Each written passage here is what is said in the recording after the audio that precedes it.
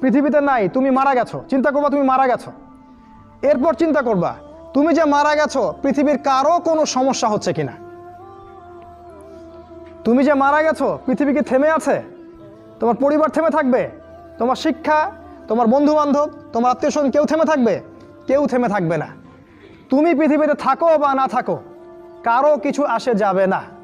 আল্লাহ পাক তোমাকে যে পৃথিবীতে রেখেছেন একটা সুযোগ খালি দিয়েছেন, যাতে তুমি আল্লাহর দ্বীনের জন্য কিছু করতে পারো। এটাই আল্লাহ তোমার কাছে চান, আর কিচ্ছু চান না। আর কিচ্ছু আল্লাহ তোমার কাছে চান না।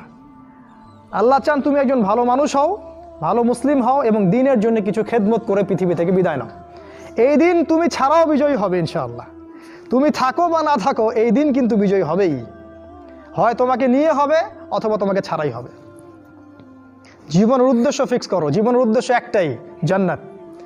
জান্নাত পাওয়ার জন্য যা করা দরকার তাই করতে হবে। কোরআন